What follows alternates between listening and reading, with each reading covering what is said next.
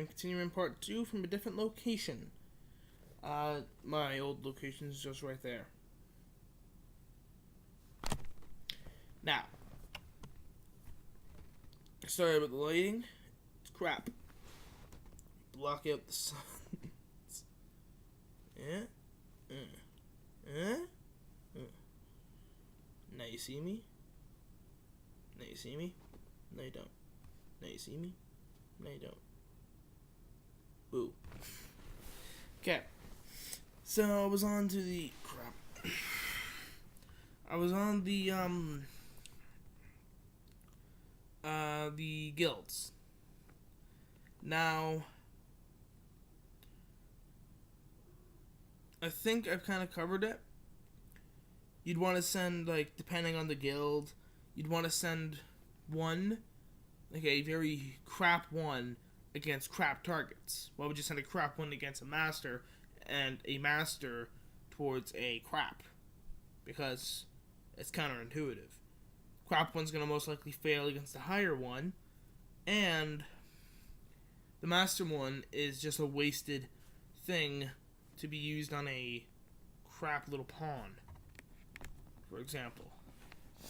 I think that would apply to all the Thieves Guild and Brotherhood, Companions, Fighters Guild, all of them. Now, how the characters should be. What I didn't really like in some of Skyrim's characters was that they were too perfect. At least some of them. One character, though, I can't remember his name, he's the old man in the Ratways. The old man in the Ratways that you, save. He's one of the Thieves Guild. He's in the main quest. He's a blade. I think he was either blind, if not just plain old. So he couldn't fight too well with a sword, at least. I'm not sure if he knew Thum, though. If he did, I'm not sure. But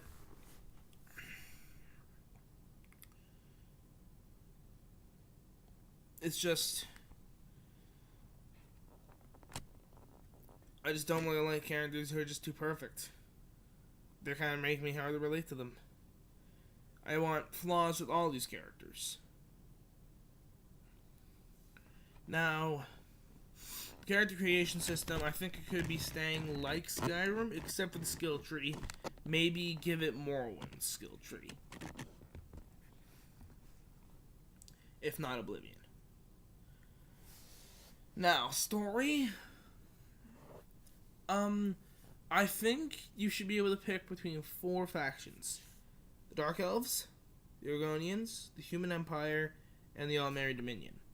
If you're playing as the Dark Elves or the Argonians, you could be seeking help from either of the 2 factions. In exchange, you'd help them fight. Like, if I was the Argonians and I seeked help from the humans, I could tell them that I'd help out against the All-Merry Dominion when I'm done, for example. But if you're playing as, like, the humans or the All-Merry Dominion, you'd go to the 2 factions. And, if you both wanted to support the Argonians, you'd have to, like, have a bidding auction.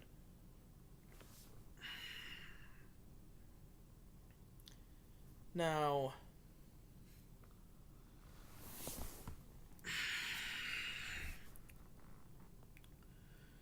I think there should be some giant major twist. Like a twist that turns you around that your ankles break. Or even your knees. Like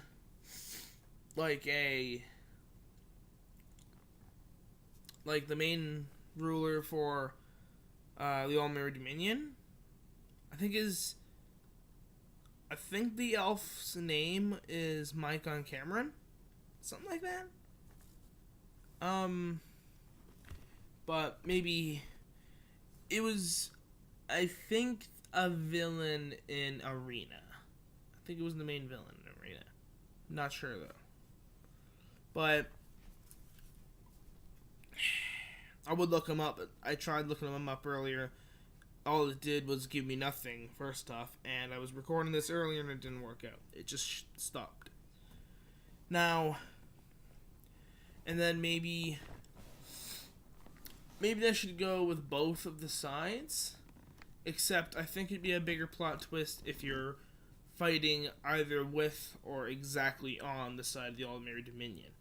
As maybe you just take out the humans or the Argonians or Dark Elves, depending.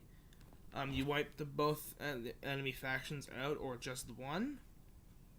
And then Daedric hordes pop out of nowhere, and you see the ruler there, and he's killing a lot of his own soldiers, and you're like, well, shit. I should get the hell out of here before I die. Maybe take a few guys with you, and then you're fighting the whole Aldmeri Dominion against just you. So you'd want to unite a few provinces to perhaps get your backing. But the lands are also being ravaged, so you might be able to use that to help you. But maybe there could be some, like, in the character creation, there could be, like, traits. And simple things like strong or very good fighter. Something like Crusader Kings 2. Or lunatic. So, if you're a lunatic, it would be hard for you to, like, be a good diplomat. And you see all them. You see, like, the other ones see you being a lunatic. They might just not side with you and just keep to themselves. So having the lunatic trait might give you a... I'm not sure how the, like, aging could work. Like, maybe you can age and you die, and maybe you have to make an heir to continue your line, just in case your character dies. And then you can go to that character. I'm not saying that there's no, like, reloading. But, like, if your character dies from age, there's no reloading. It deletes all the saves. And, then you have your son or your daughter. And then you start playing as them. And they gain most of your traits. Namely, inheritance traits. Like very strong or very weak. They can gain those traits, but not, like, skill traits. So immediately from they're born, they're not going to be a formidable fighter or anything like that. You're going to have to train them for that.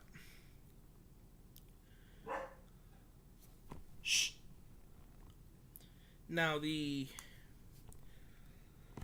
So, yeah. I'd also want dragons to return, and have you able to ride them with the actual controls, instead of just you clicking keys. I think I actually said this in one of the previous videos. Well, that'll wrap up. That's what I want in Elder Scrolls 6. I want basically Morrowind with the entire map unveiled and Skyrim's character modeling system, I guess. With bits of Mountain Blade. Well, it's been Crazy Gamer. Bye.